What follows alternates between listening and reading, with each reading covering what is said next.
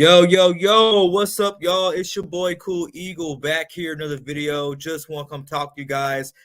Oh, man, because if you're anybody like me, that Eagles-Cowboys game took some years off your life, if not at least a couple months.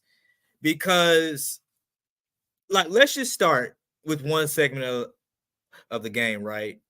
First quarter, Eagles get a stop, forcing the Cowboys to punt. And then the Eagles come down and score, making it look super easy with the plays that we're calling. Very fluid offense. A lot of the pro content creators in this community were saying that this is one of the best drives of the year for the Philadelphia Eagles.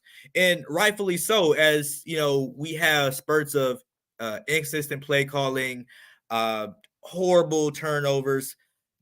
We can go down a list of things, but starting with that first quarter, some of the best offensive football and defensive football that we've seen from this team all year, albeit first two drives. Then the Cowboys come back down, and of course, they match our score. And by the end of the first quarter, it was like 7-7. Boom. It was still looking good. Eagles fans weren't really complaining just because we know the kind of firepower, the magnitude of games are when it comes to these Dallas Cowboys, whether they're playing in Philadelphia or A&T Stadium, which is like down the street from where I am. But all in all, you go into second quarter, it just seems like the defense just can't do anything with Dak Prescott. He's having his way. He has a over 62% completion percentage. He's just dotting us up. Not as bad as Sam Howell did last week when we played the Commanders, but he was just having his way, and it seemed like there was just no end to it. We couldn't get him on the ground. But Jalen Hurts, man.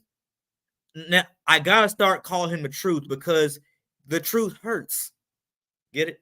Jalen Truth hurts? Okay.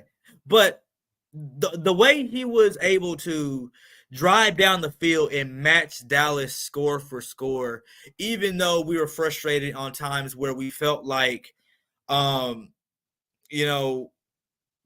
drives could have been extended, right?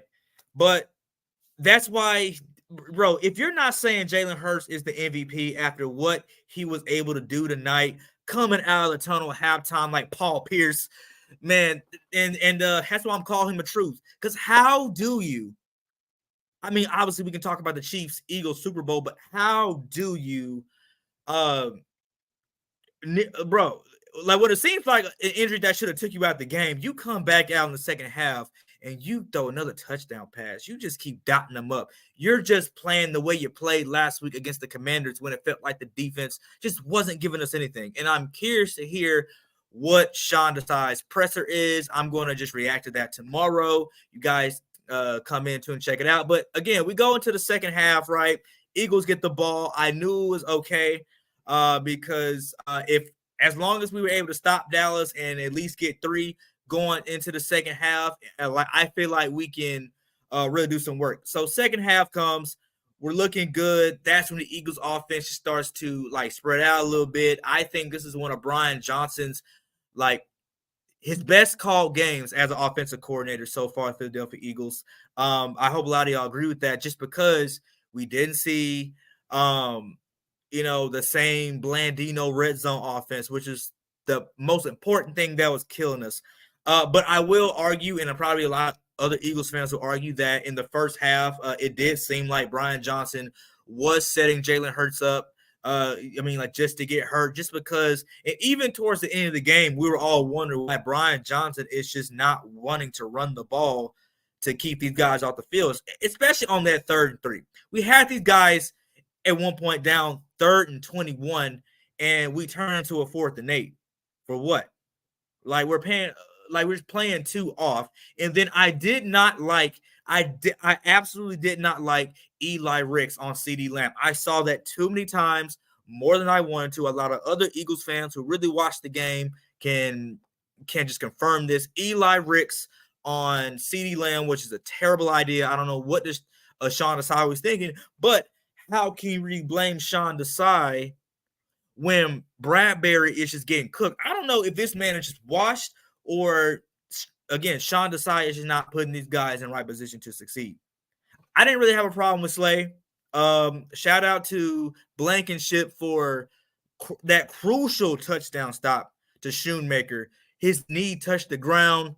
Now I'm a little upset he gave it up to Turpin, a guy who really doesn't exist. But again, all in all, it was a great game, and even towards the end, where it felt like the Eagles were going to pull the biggest choke job I've ever seen, like a bigger choke job than when Doug Peterson sat Jalen Hurts in the last season of the game. I'm sorry, last game of the season in 2021.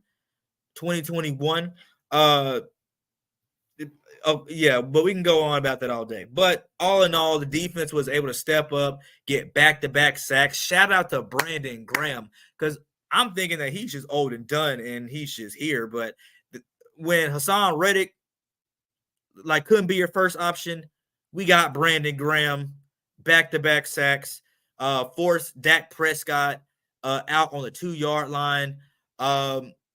Man, shout out to the vet, and then shout out to Fletcher Cox for getting a crucial sack as well.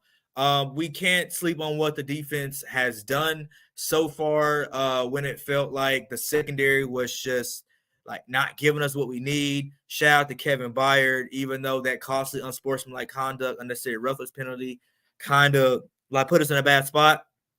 But just having the offense that we have, and the defensive line that's just able to step up in crucial moments, you just gotta appreciate it and take the good with the bad. So all in all, this is a quality win. We go into the bye week 8-1. All of our guys that were banged up in this game and prior are able to get some more important rest, an extra week's worth of rest. And I know a lot of content creators usually die down around this time to reevaluate, but your boy Cool Eagle's going to hold it down. We're going to have a lot to talk about, because although there was a lot of good in this game, there's a lot of questions, especially on the defensive side of the ball in the secondary. That is a huge concern, and we're going to talk about that along with other things. We're going to react to other points of view in this game when they become available. So again, y'all subscribe, get this content out. Love doing it with you guys.